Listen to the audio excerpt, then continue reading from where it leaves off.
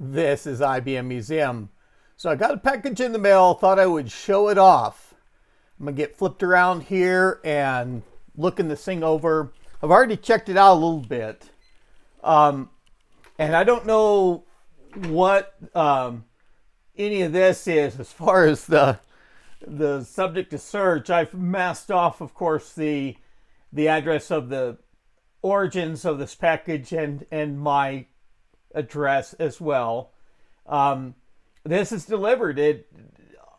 I didn't think the postmaster talked about anything about the postage being due or anything like that, so I don't know where some of these markings came from.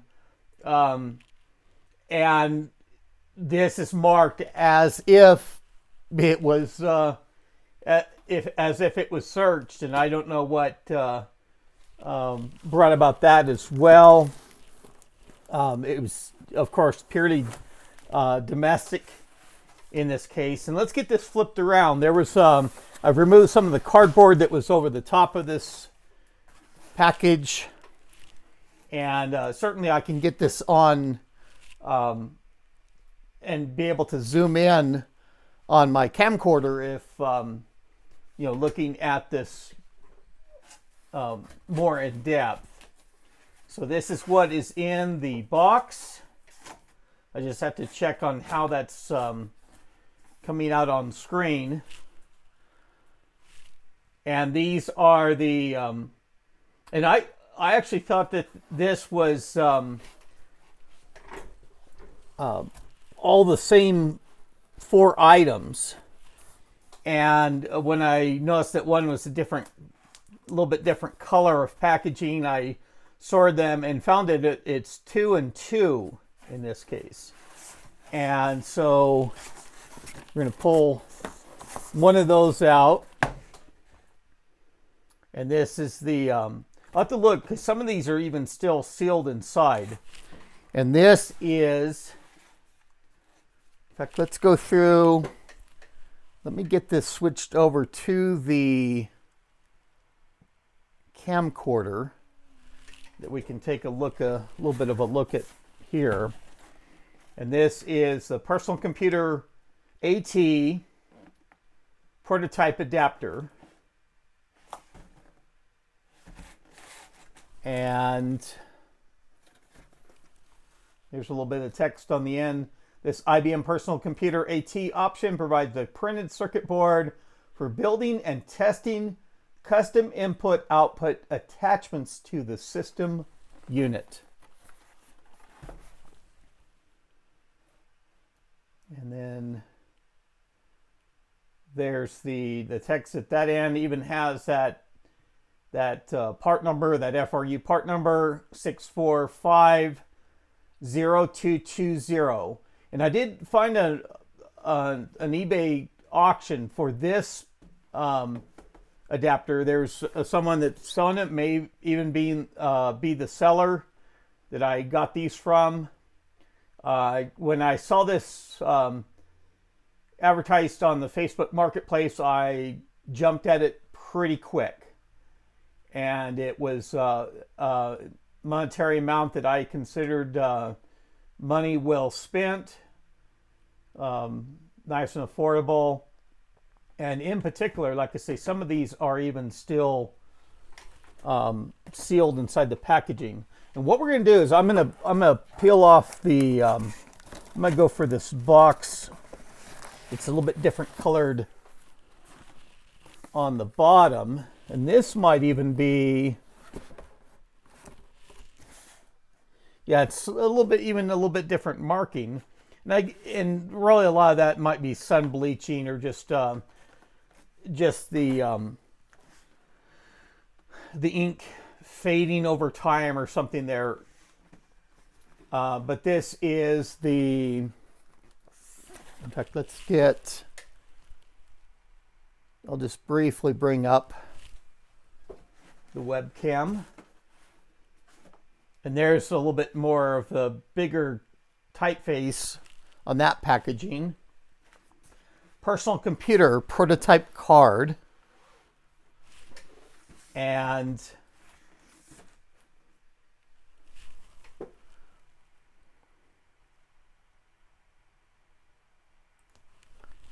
Okay. There's a little bit of a, we'll do the same kind of close-up view and get the camera to focus in there. And this is very similar for the date that I saw on even the AT adapters. And this is just, it kind of amazes me for the PC, the personal computer prototype board. And this, of course, is a label, but I mean, it does have a date code stuck on there. And I read that as the 8th month of 1990. And that's just kind of amazing to me that that was so late in the game. I don't know what that label there is, quite what that marks or anything like that. Again, there's the part number, kind of in the old style, because that third character is not a letter in that, and I typically see that for the earlier FRUs from IBM, and when they had the PC series going, made in USA, International Business Machines Corporation. And if that is not real visible, there's a lot, looks like there's even a little bit of water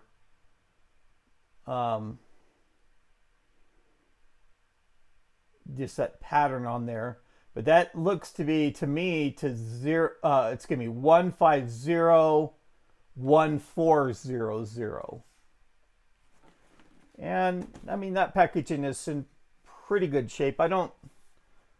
That seam is still glued. I mean, it just is lifted a little bit off. Let's look. Let's pull this out.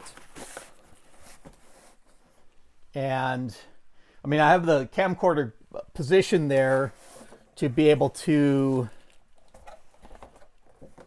zoom in at a later point. We can even see, wow, look at that. I mean, that's storage for a long time. That's even interesting that where the clear packaging tape was is not as stained. Just that must be the cardboard or something else giving off that colorization on the inside of that. So you can even tell what side that I'm hoping that's coming out well enough on camera. I mean, lighting is another thing I'm going to face here as well, but it's a little bit more visible to see, and it's even more darker in person than that. We have kind of Shroud of Turin style marking, and it's darker for me, almost more the color what shows up there inside the box, and it's actually the same colorization between the inside and this outside flap. And I may even, well, let's see, this cardboard, and it has, has the package tape cut.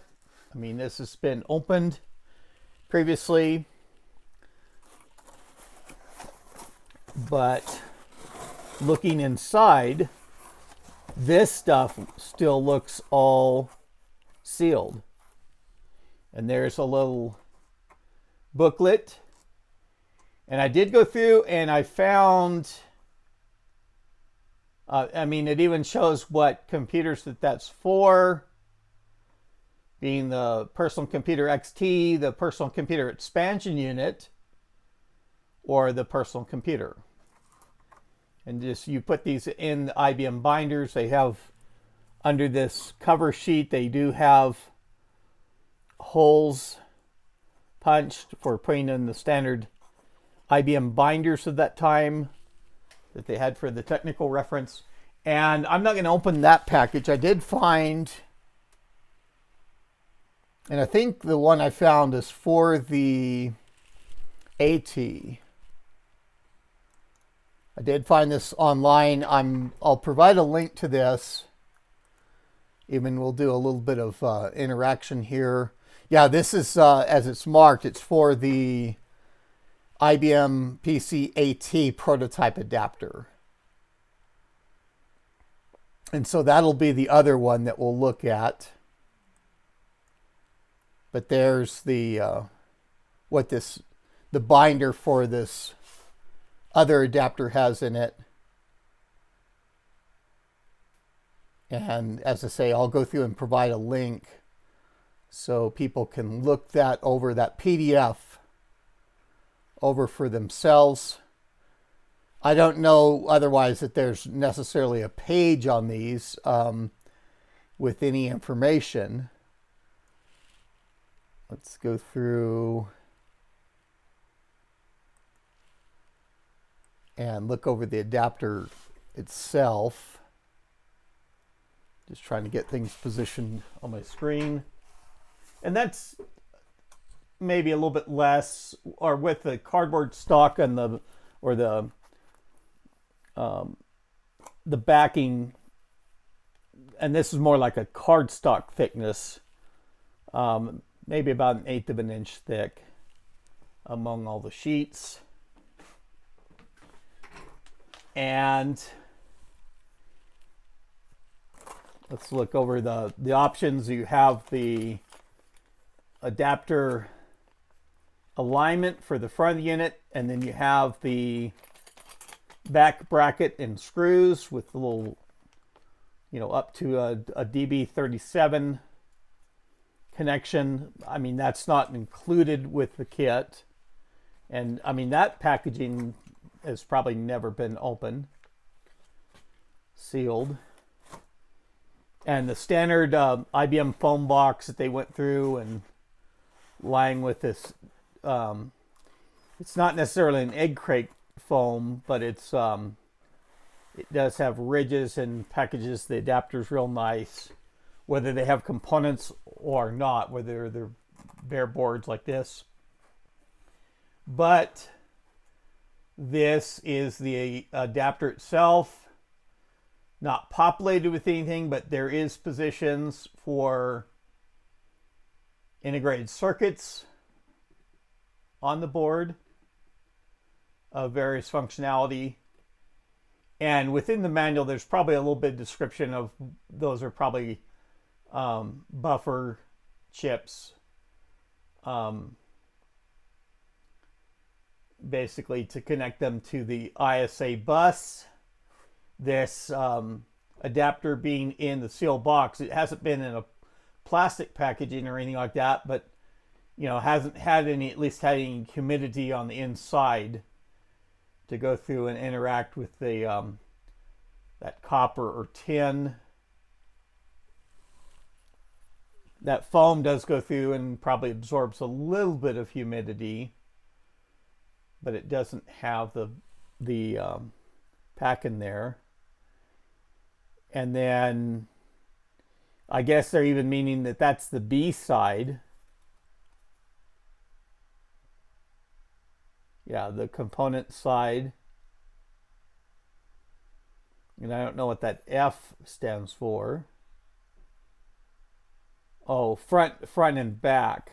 If F is on one side and B is on the other.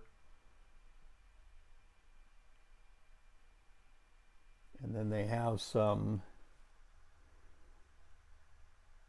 marking there on pan, and even have the for the breakout adapter kind of numbered as well. But that's the back side, or the trace side, and standard electrical markings. And then we have that grid, and of course the heavier trace being the power and ground that you'd tie off to. And let's even see, I don't know why camera chirped at me. But there's a little bit of a zoom in. And then that's probably some sort of date code there. The 9th month of 1984. So the packaging on the outside being several years after the what looks to be a date code on the inside.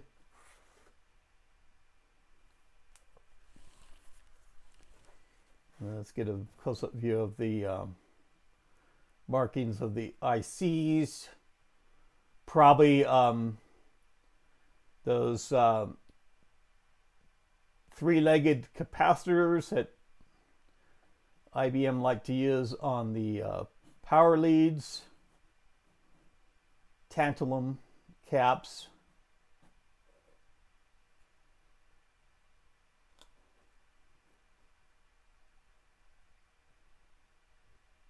Just all the chip markings and all that. Let me go ahead and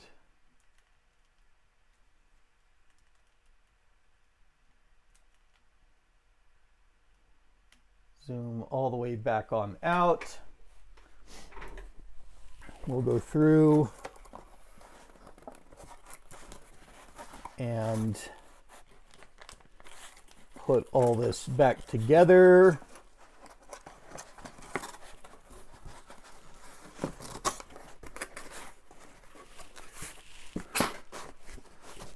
Okay.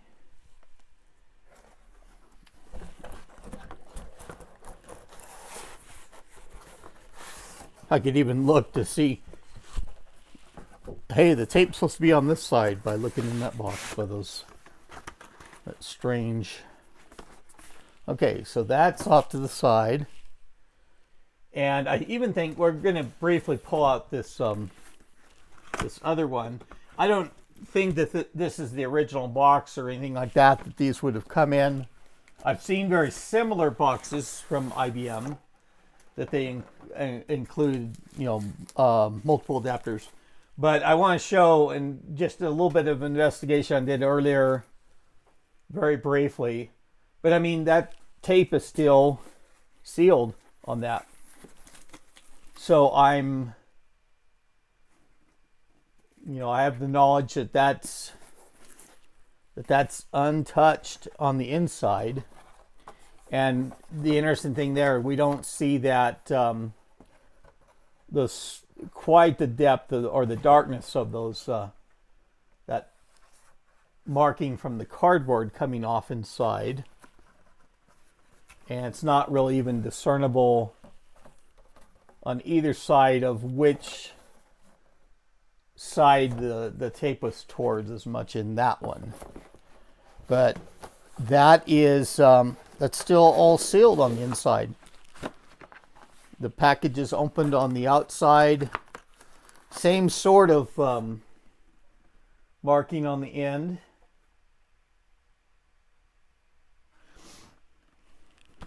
Okay. So let's get looking at the AT version.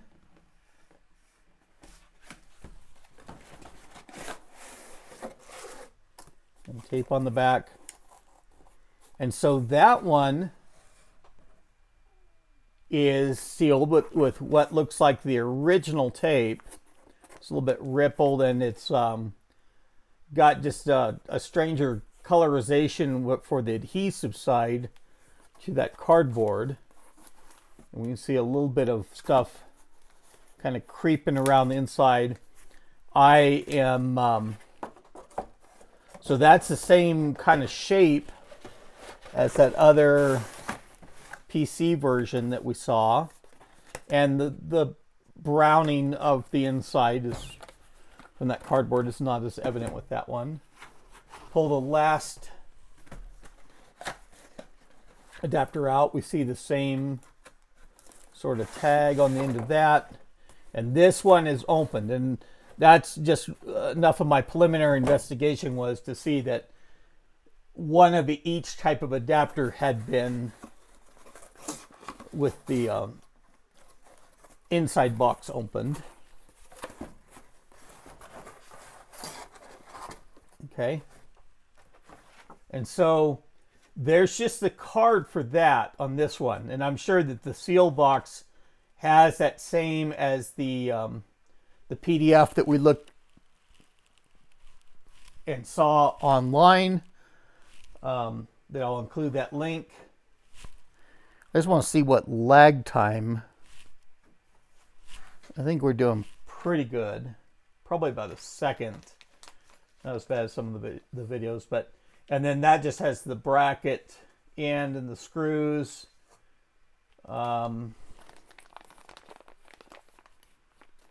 Two screws in there. And you know, there's probably a good reassurance that that's been sealed and never opened.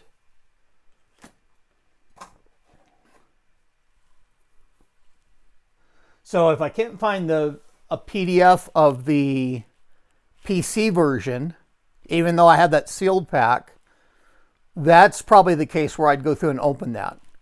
And I can scan to PDF with my copy machine, and may even come up with the insert pages that are in nicer condition than even that the online version. And if I had to go through and do that, I mean, that looks fine for viewing online. If I wanted to do and produce one of my own, I could go through and do that for this AT side as well. And a lot of the same style. It's not populated. IBM's still using those three-legged tantalum caps on the leads. I don't, you know, it's probably a good assumption that the TTL chips tied to the AT bus are much to the same level as what they were for the PC. And we don't see quite that's marking the component side, and it does have that F for front once again. The comp for component side. And the same sort of power and ground for those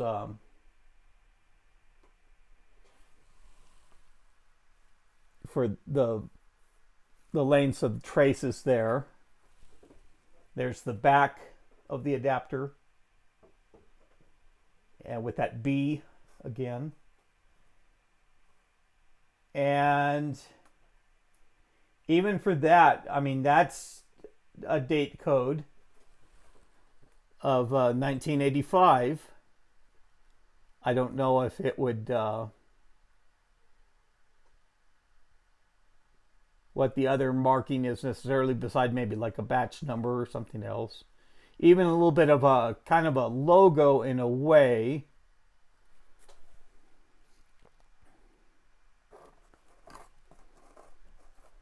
Zoom in a little bit too far. And that's like a kind of like a palm tree for the vendor.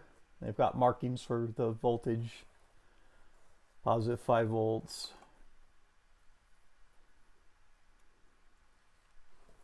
There's just kind of the same running down. I don't see any other dates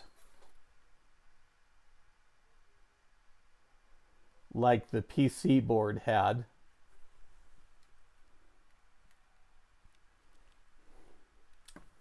But that is, and I mean, it's not protecting anything of it.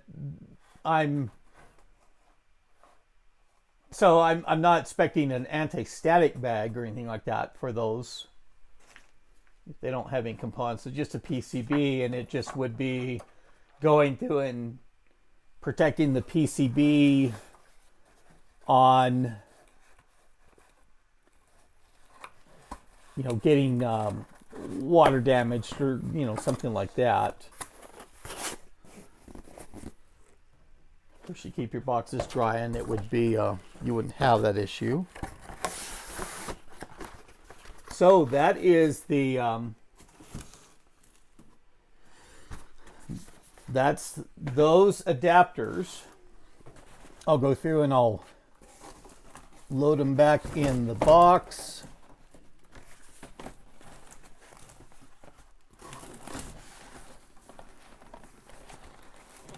And I do have something else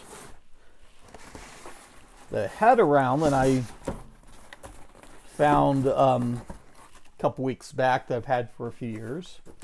Tuck this back in there.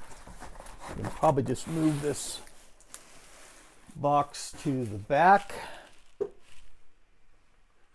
And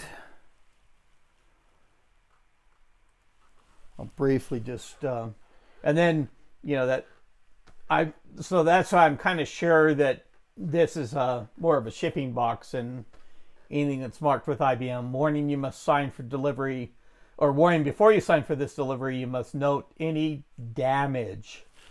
And, of course, still in my area, the delivery men are not requiring a signature for packages. It is handy for me on security camera to see when things arrive, and remember that. Oh, and the seller did even include these CD-ROMs. This is, I guess, a little bonus. I'm not much of a gamer necessarily, but apparently this is from the PC Gamer, December of 09. So I'm taking that as 2009. Issue 194. Looks like a little bit rating of mature. Watch the most hardcore military sim or simulation in action. Next CD. Tales of Monkey Island. Chapter 1. Launch of the Screaming Narwhal demo. And it's got some demos, otherwise demos on there. Peggle World of Warcraft Edition. This is PC Gamer, October of 2009, apparently. Issue 192. Okay. And I don't know if these are in some sort of order. This is the next one. Age of Conan. Hyborian Advancers. Play the demo. Finally, an excuse to take your shirt off. And the Hunter, the full version of the immersive hunting sim, free to play. And that's September of 2009, issue 191. So that's the earliest so far of the editions. And then we have Order of War, trailer and demo. How would World War II have ended under your command? Plus PC Pit Stop, your gaming rig deserves good hygiene. I wonder what sort of programs that those would be on that. And this is even looking at, you know, the level like Windows 7 level maybe for that sort of release dates of 2009. Okay. And that is the November of 2009 issue 193. So September through December of 2009 for those CDs. And I do thank the seller for including those. I'll go through and I can check those out and kind of find out what the requirements are there, and just might spark an interest in looking that over. But that's not what I necessarily had to show otherwise. This is what I found a a few weeks ago, tucked away. And I think it's me that went through, just bring up that on the webcam just to kind of show a nice and shiny. I mean, I did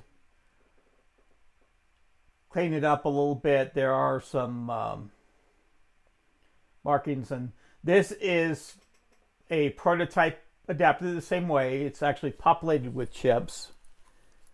And I don't know why I've got these chips in the breadboard section. I have a resistor there and a LED. I don't know if I was doing kind of a Ben Eater sort of thing with this or what exactly. I did have Robert Grossblatt's book of the 8088 project book, and he showed how, I mean, that's an excellent reference in showing how to interface to the 8088 CPU. And this isn't designed for the ISA bus or, 16-bit data bus, 24-bit memory access, and these I'll go through and zoom in on a little bit of these. Unlike the IBM adapters, this is made in Taiwan, and a lot of recognition to this name of JDR Micro Devices, and copyright 1989 JDR Micro Devices. I'm not even sure if they are. I meant to look them up before the video to see if they were still in business. I know Jamico is still in business. Even has some of the signals marked there. A little bit more elaborate level.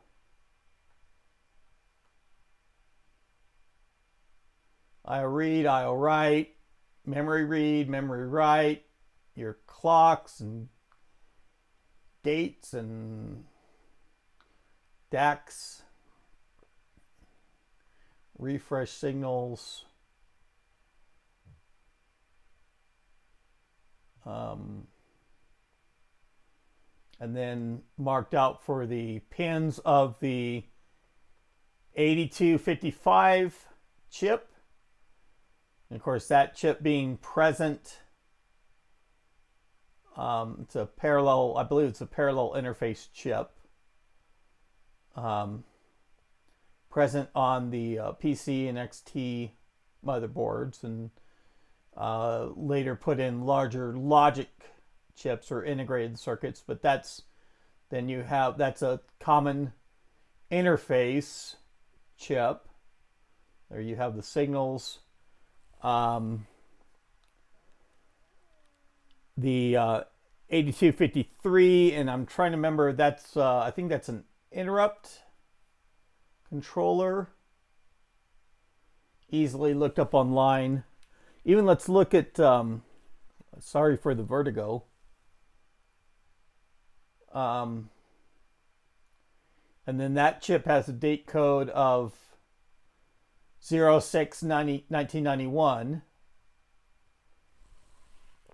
Okay. And I have no idea where along that. There's your buffer chips I was talking about. IRQ lines, your IO,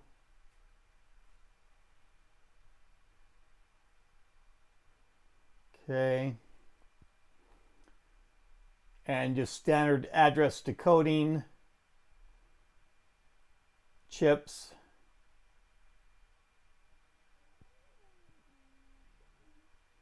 There's the resistor that I have stuck in there.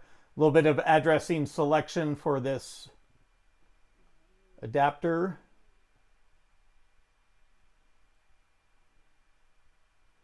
Okay. Now on the breadboard, and I wasn't sure of this at all, what I was trying to do, but there's another 8255. Copyright of Intel 1981.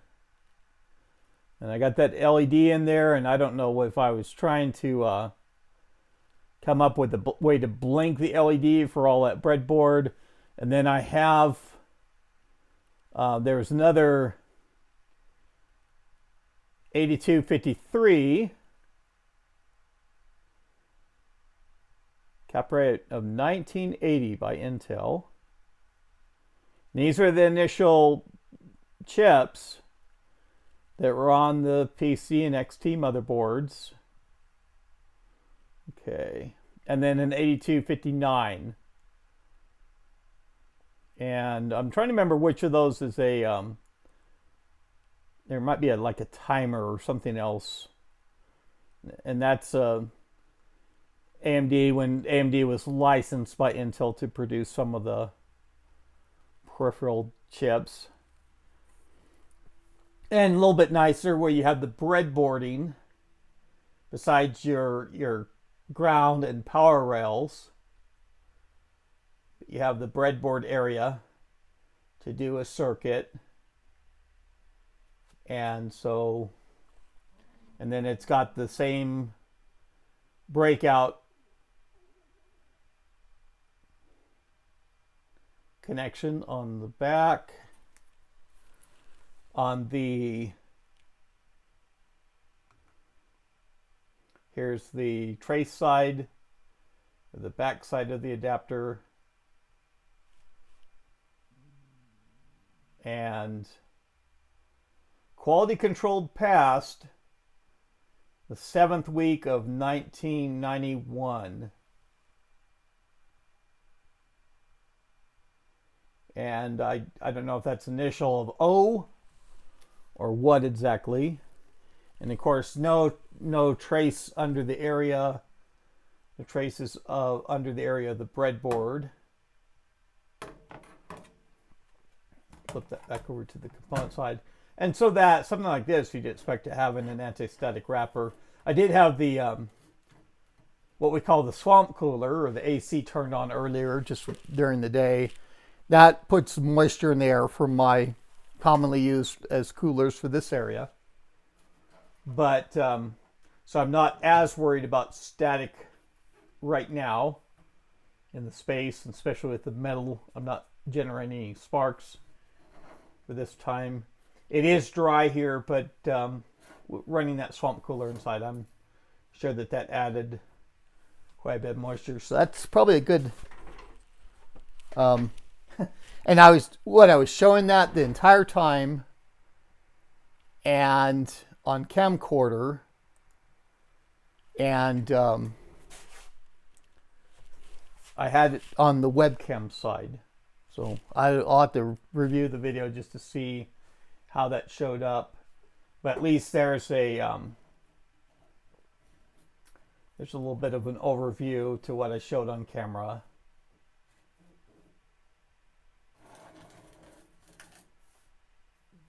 And I saw it up on the screen behind me, so I was thinking that was what I was showing.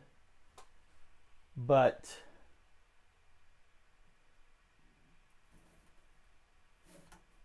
there's that. I'll just spend a couple minutes of going through a little bit of that detail since it was missed. I didn't have the right source selected for that.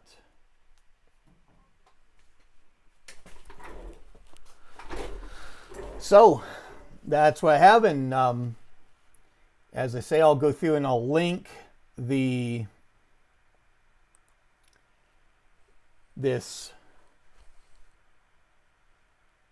PDF in the video description, just showing those true IBM products, and we get to see a third-party release of kind of aftermarket that adds more chips in that breadboarding area to make it a little bit easier to prototype stuff. But there's that manual description. Gives a little bit of explanation. Let's even look, just quickly kind of look through to see. I know that that's probably pretty tiny anyway. it'll take looking at this. There's your talking about all the basics. Design an input-output adapter. Weight state generator circuits. I was even looking at, they'll probably describe in this booklet on the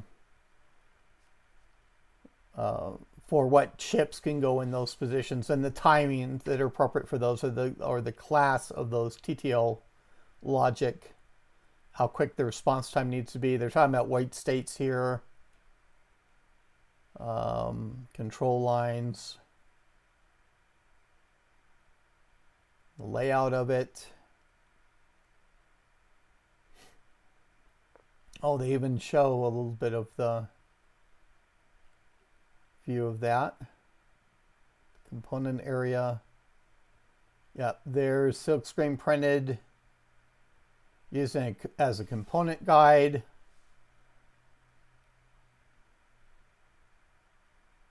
Okay, and then they're showing the pin side of the adapter, or the tray side, non-component, reverse of the component side. And there they talk about the components that would be populated in those spots. A little bit of description. NAND gates, octobus transceiver,